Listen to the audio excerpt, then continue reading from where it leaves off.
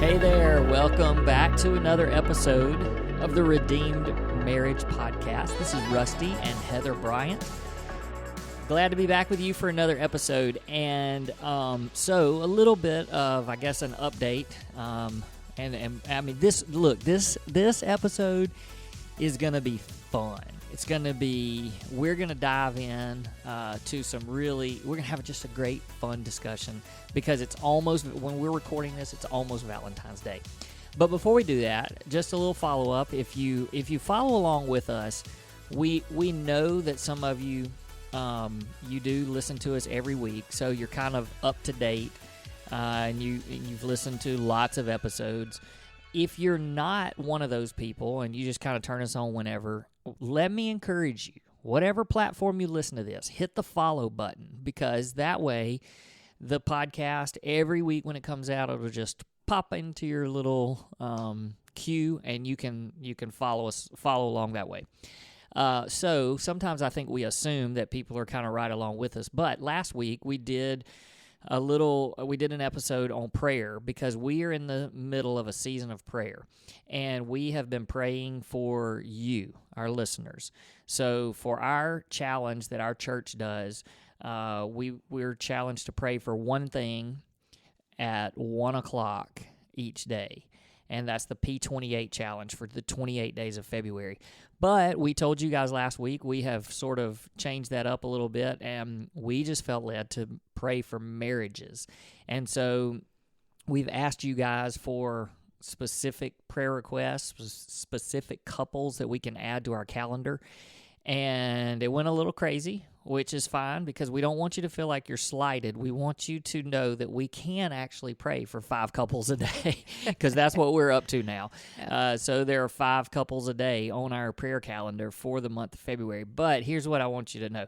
We do pray for you by name. We also, in our calendar, we have notes of what you sent to us as far as your prayer request and what you want us to pray about. And so we pray for those things specifically. I also want you to know about a really cool story that happened today at church, and I'll let Heather tell that real quick. Okay, yeah. So a friend of mine came up to me at church and said, you know, I really couldn't settle on one specific thing to pray for my P28 challenge. And so when I was listening to y'all's podcast about it, I just heard God tell me to join you in praying for the married couples that you're praying for. And so she doesn't know you guys by name, but she just says that her one thing at 1 o'clock for 1 minute every day in February that she's praying for is praying specifically for the couples that Rusty and I are praying for that day. And she also shared that with her small group, and other people in her small group were like, we're going to make that our P28 challenge. So not only are Rusty and I praying for you by name, but there are other ladies in our church and small group members that are praying for you. And even though they don't know your name, God knows your name, and they're praying for you as we are. So there are just lots of people praying for the marriages that we have been told about, and I just thank you guys for reaching out to us and entrusting us with that. Yeah, I just think that's an incredible story because I think there are people out there that sort of heard the heaviness that we felt last week, but also how we are learning to give that over to God, that we aren't responsible for fixing and repairing marriages, but we are responsible for crying out. Well, and carrying you to the one that's right. who can fix these marriages. Yeah, and some people that picked up on that were like, we want to help with that. Right. And I just think that's amazing. So, and if you didn't get, on our prayer calendar yet, we got, even somebody last night, because people are going back and listening, and they're just catching up. And so they're still asking. And if you're listening to this and it's not February, it's okay. Oh, yeah. We do pray in other months of the year. Right. So, okay. We just had to tell that because there's so many of you that listen. Obviously, because we have over 100 people just on our prayer calendar for this month. And so I know that you guys are listening, and I wanted you to just to be sure that there are people praying for you, and we are praying for you specifically, but there's others out there praying. All right, so we are about 2 days away from Valentine's Day. When you listen to this, it's tomorrow. Yeah, I mean, most of you. Right. Hopefully, because like I said, hopefully you follow us along, but it could be at any point. And so here's the thing: for married couples, wouldn't it just be great if Valentine's Day was kind of every day? Now, again, you got to make it special, and you got to do some things that would be a little out of the ordinary. But at the same time, the idea of Valentine's Day and the romance involved with that, it should be something that carries on throughout the year. So we're going to talk today, and we're gonna break this into 2 parts. So today we're going to talk about what a man really wants for Valentine's Day. And then next week, we're going to talk about what a woman really wants for Valentine's Day. And so first of all, can we just make the disclaimer that we know that not everybody is the same? That's right. No, not every woman's the same. Not every man is the same. But we're going to give some general and some personal. This is some things, obviously, that are personal to us, but it is also very general for how most men feel. And some of it is research-based. Yeah. And some of it is our research-based. That's right. It's all over the place. So we're just going to have this fun discussion. And part of what's going to make it fun is that I'm going to kind of lead this one today on what men want, obviously. Heather has no idea what I'm going to share. And so we're going to be able to have a real discussion on what makes some of those things that a man desires and needs, what makes that hard for a woman. That makes me really, really nervous, by the way. Oh, you'll be fine. So those of you that are out there that are listening that are women, you're gonna walk away from this going, okay, this is how I can improve in this area. This is, how I maybe need to retrain my thinking, that sort of thing. And then, obviously we'll do the same thing for the women for next week. So here we go. Let's jump into this. And so I think the thing that would really make this a really short episode would be to say that what a man really wants for Valentine's Day is sex. And then we just turn it off. See y'all next week. But I'm going to be mature. Okay. And I'm going to be... Let's see how that goes. Well, I'm going to be mature for the first half. Okay. I'm going to be mature, and not that that's immature because, it's a real thing. But I'm going to talk a little bit more of... This is something that we want for Valentine's Day, but this is just in general what a man wants and needs every day of the year.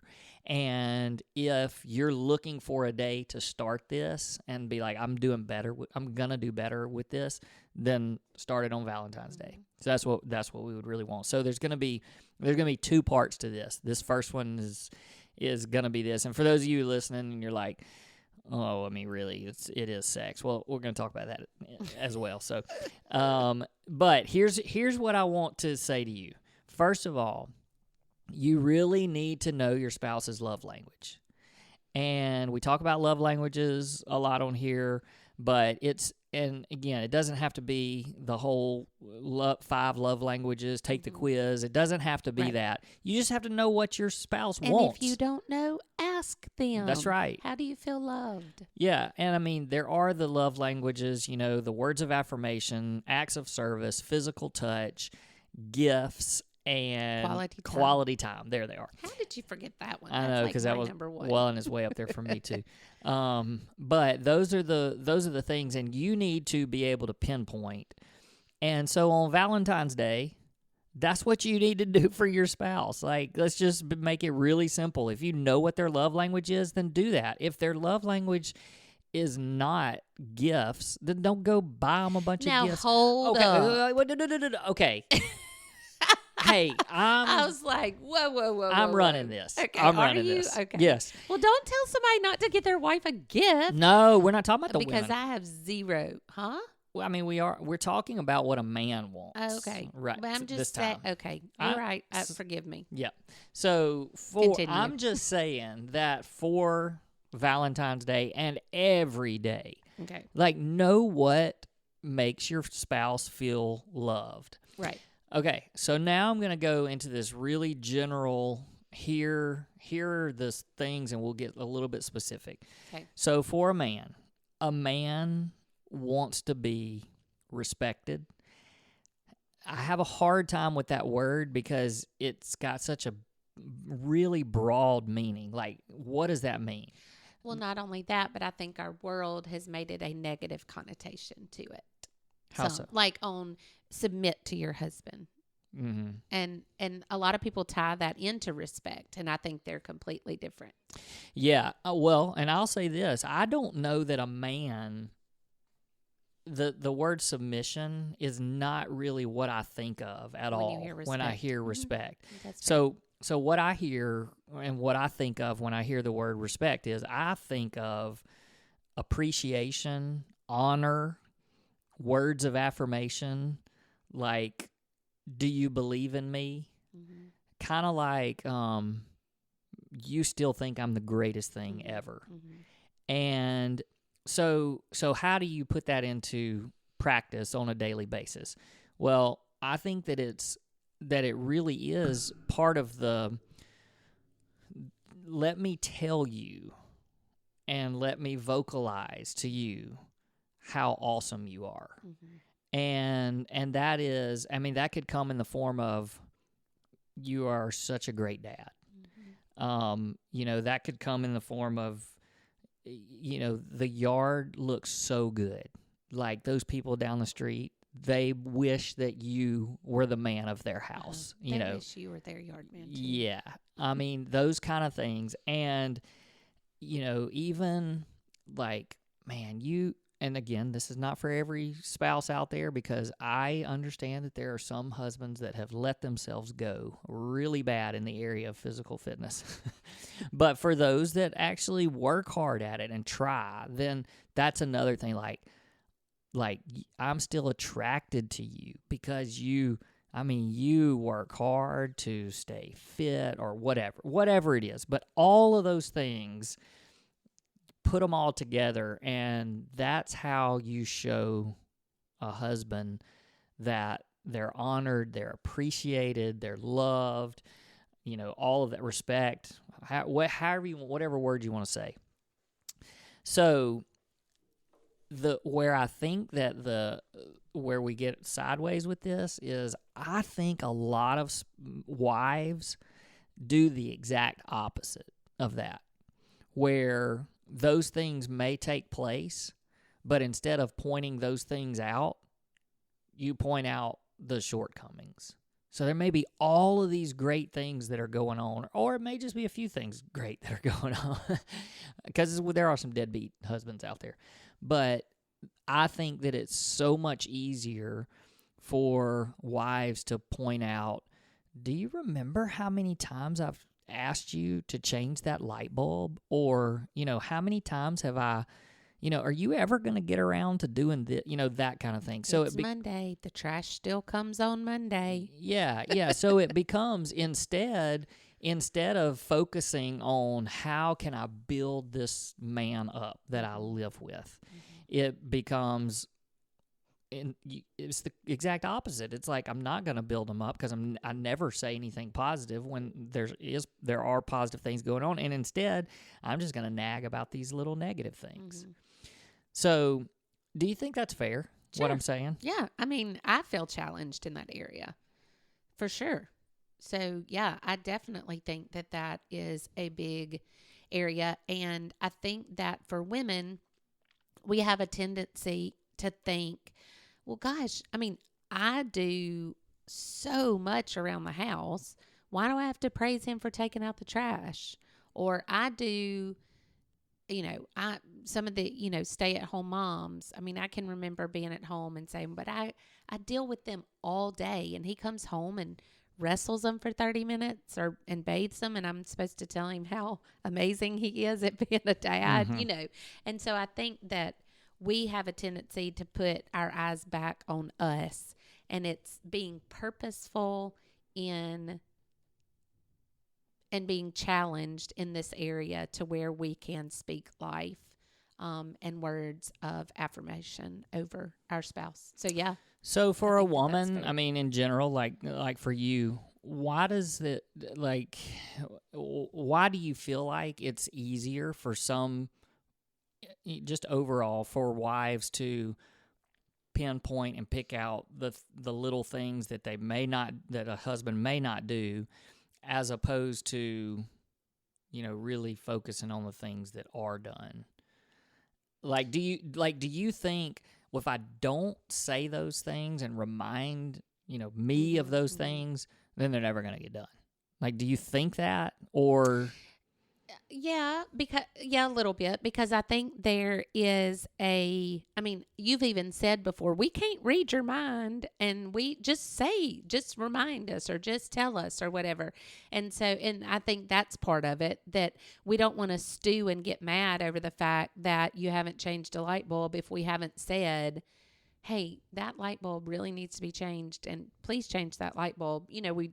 Part of it is just wanting to remind you. Yeah. But that definitely comes across as nagging in some aspects, I think. I think that there is also a way to do that. So it may be that you have said it 10 times, but you're right in that sometimes we just genuinely forget. Right. And so if you're able to say, hey, I may not have mentioned this, but did you see that the light was out? And I'm just this is just a big example. Yeah. But something like that, I think that's a big difference in, hey, you remember I've told you 10 times that you need to change the light bulb. I mean, even if you're saying it jokingly and it's not the same as saying, hey, I may not have ever mentioned this, but I noticed that light's out in that room. That's a whole different way of approaching it. Right. So it's saying the same thing, but in a respectful way. Yeah. And in a kind way. And where I was really going with this is, the more that you praise your husband, the more they want to do things because they want to be praised again and again. Sure. And I'm telling you, when you stop praising them, then even those little things become way less important. Because it's awful to it's just the way we're made. We want to hear, I want to be your knight in shining armor. I want to rescue you. I want to be that person. But if you don't remind me that I'm doing that in all these other little ways, then I'm not going to care so much about the things that you're nagging me about.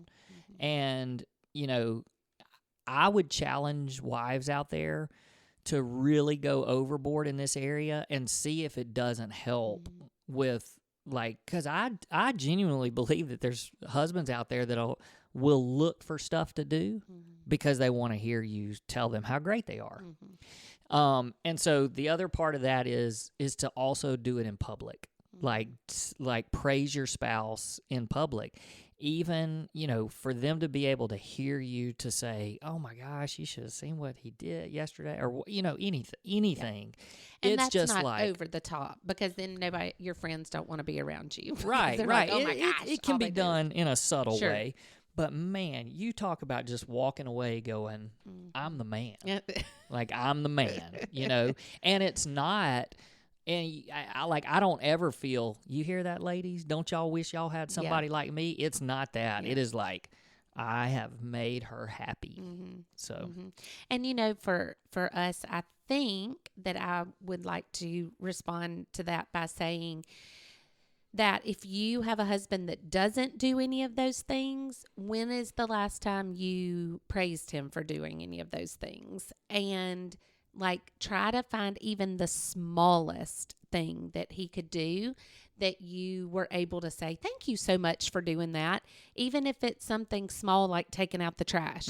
If you never say thank you for taking out the trash, do it. And then see if it continues, or if he wants to do something else because he is needing that affirmation.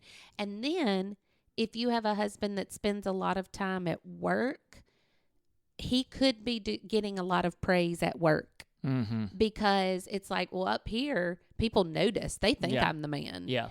And, at work, people tell me that. And your boss is telling you what a great job you've done. Right. And It's like, well, I like hanging out there better because I am the man at work. But you want him to be the man at your house too. Yeah. So it's no, that is perfect, and it's a perfect way to say it, because I do think that if you can only find something small, start there and see what it does to them. That's right. And I really believe there will be a transformation. All right. Yep. Hey, I was really mature. I was really mature because I don't know is the right word. Okay, whatever. You were really, I don't know. Mature. No, that's not the right word. All right, so here's the thing. I mean, let's just be real. On Valentine, I've heard it said that if your husband is not able to be physically intimate with you on their birthday, their anniversary, and Valentine's Day, then they feel like a loser. Now, hopefully that's not the only 3 times that you're being physically intimate with your spouse, but I have heard that. So we're gonna talk a little bit about that, but I want to do it in a way that really starts a little bit of conversation. So it's not just, we've heard it said that, hey, in order to prepare a woman to be intimate physically, you need to work at it all day. You need to start in the morning, and you just prepare them all day by loving on them, doing things, all of that. And then to prepare a man, you just show up naked. Like, that's the joke. But I want to share that it is more than that to a man. Now I do think that there are times where when a wife says, look, I just know that is a need of yours, and so let me meet that need for you, that's amazing. Like, and that is a selfless act that does not go unnoticed. Like, that's incredible. But I think that also men want to know that whenever you're being physically intimate, it's not just a chore for you to satisfy your spouse and make them happy. Like, they want to know that you're into this as much as they are. And again, there is complete, like, it's amazing because I know how different a man and a woman are. So there are times where it's just like, hey, I want to meet this need for you, make you happy, and that's great. But if it's every single time, then it becomes it affects the respect and the pride and the honor and all of that a man feels, because I think that men want to feel like they are desired and, all of those things. Does that make sense? Mm-hmm. You're just sitting there staring at me. No, I'm not. I'm listening. Okay. I'm taking it in. Okay. I'm a woman. I'm taking it in. Is that, do you agree with that? Yeah, I do. Okay. I agree with that. Okay. Completely. Cool. Do you think that how much of that changes just over time? How much of that is affected by time? I think that you get comfortable. Yeah. With familiarity. Yeah. Mm-hmm. And gosh, I don't know. I think about, because we've been married 26 years, like, I think that, gosh, I don't know. I don't want to use the word familiar or comfortable, but you just kind of know, like, what your spouse enjoys and what works and what, and I get kind of anxious when I think about, well, gosh, do I need to get out of that familiar? I can't say that word. Familiarity. Yeah, that word. And do something a little risque. Okay, for example, about a month ago, there's this company that I use that sends me clothes like once every 2 months, and you get to decide if you want to keep it or not and send it back. I just love it because it's easy and I don't have to go to the store. And I got an email from them saying they were going to put together a special Valentine's box. And I was like, well, that'll be fun. And, I kind of clicked what I thought might be fun. And I remember I told you about it because I didn't want you to freak out that I'd done a charge on the card, getting another Wannable box. And you'd be like, why are you getting another box? So I was like, I'm just telling you, I ordered a Valentine's Day one. There may not be anything good in it.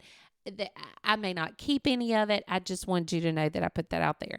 And your response was, is that my Valentine's Day present? Because if it is, that'll be the best present ever.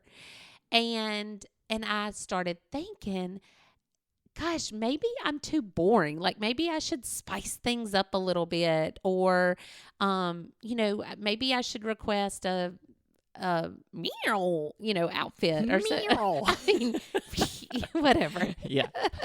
Outfit. And so like I kind of got a little like self-conscious thinking maybe I don't do well in that area because I am so comfortable and because I know you so well. I just know what works. And so I think some of that is like, I think some of that I desperately want to make you feel loved in that area. And I always feel like maybe I'm not doing enough. Yeah. Well, no, that's all great. And I do think there's the comfort and the being comfortable. Like that's just a sign of there is a part of that that's, hey, we are mature in our relationship. We know what we enjoy. We're growing old together. It's just that sweet spot. But then I just believe that every man out there just has this part that's like, man, when we were in the honeymoon phase, like, can we just be there every now and then? You know what I'm saying? Yeah.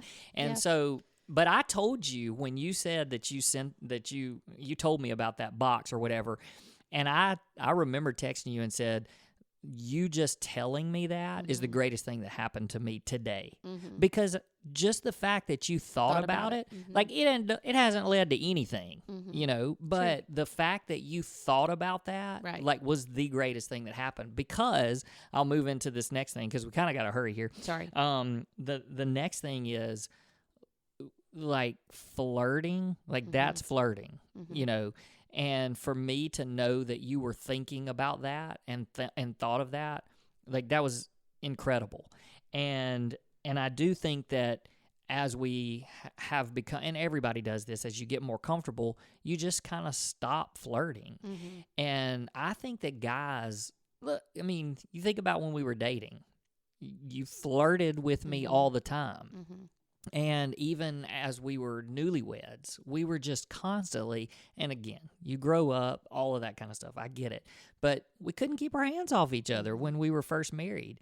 And it was, and it can show itself in lots of different ways. I mean, the text, that are flirty text, it can be, just comments throughout the day. And I'm not saying all the time, but, even just like touching throughout the day, a little, flirting of some sort, whispering something in their ear.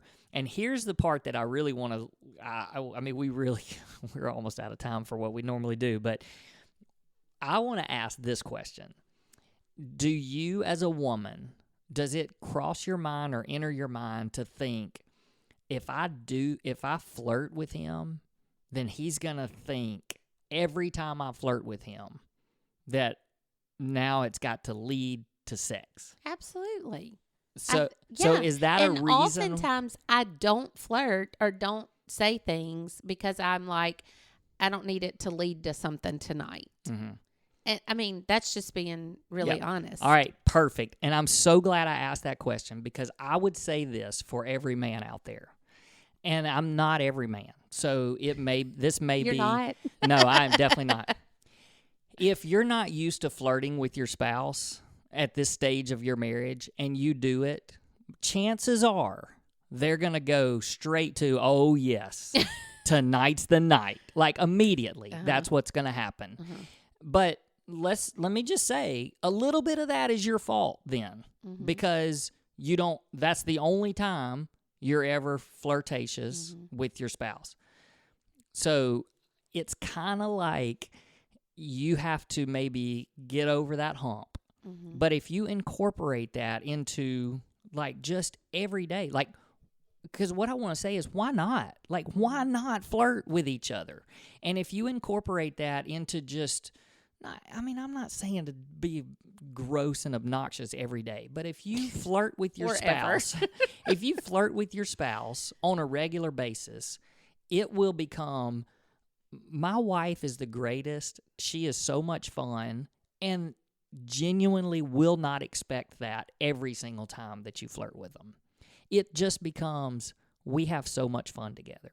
And it really, like, honestly, it hurts me to know that there are wives out there, you included, that are like, I ain't flirting with him because then he won't get his hands off of me later. And like, that's a little bit, like, it's sad in a way. It's sad that we think that way, and it's sad that you think that way. Mm-hmm. So instead, I think we all need to kind of twist it to where it's like, can we not just have fun together? Mm-hmm. Like, God created this. Mm-hmm. Like, we're supposed to enjoy this part of marriage, but we're so scared. It's like these little things that just scare us away from it. Mm-hmm. It's like, oh my gosh, I know I'm going to be too tired, so I'm not going to say anything fun. And the guys are just like, just let me know that you still want me and that you still want to have fun with me. And it doesn't always have to lead to something. So I don't know. That was the one thing I wanted to make sure that we got out there, because I just think that every couple struggles with that. Mm-hmm. I mean, I just do. All right, so last thing is, you mentioned this, and this is going to be the very last thing we talk about, but you mentioned, do I need to spice it up? Do I need to, look, I don't, nobody's expecting you to sit down and think through every single time and what can I do to make this different and spice it up or whatever. But I do think that the adventure of that is, I mean, guys just crave adventure. They crave having fun with their spouse. And so when there is something different, and, whether that's a different location or whether that's just, you mentioned the lingerie or whatever, or it's just, trying something different. Just when you were in the honeymoon stage, it was like whatever, whenever, and wherever, and most of the time, by the time you get to the stage that we're in, and most people along the way, that's just gone.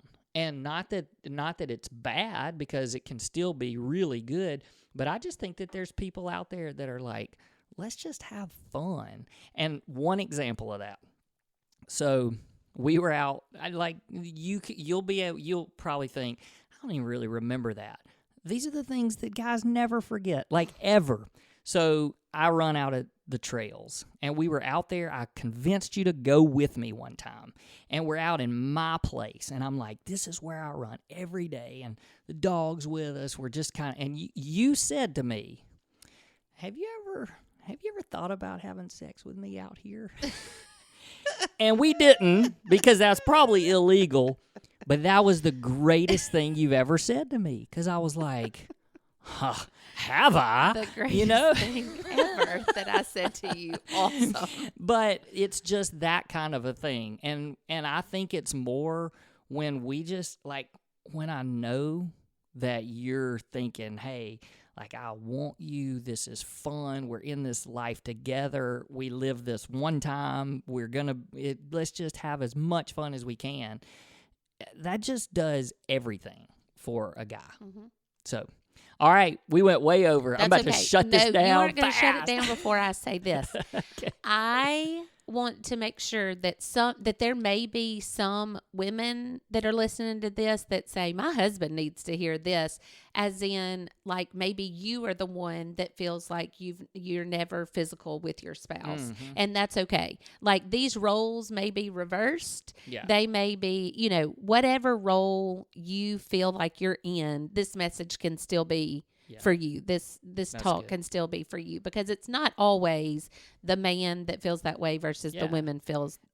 And again, the other way. We can't overstate. We understand there's physical That's right. limitations. All the things. I mean, we can't address everybody. Mm-hmm. So this is just in general. And we're doing our best because, I mean, this is real life conversation between us. That's right. And we want to invite other people in because we know that other people have the same struggles and same issues that we have. So we just want to invite you into our world. That's right.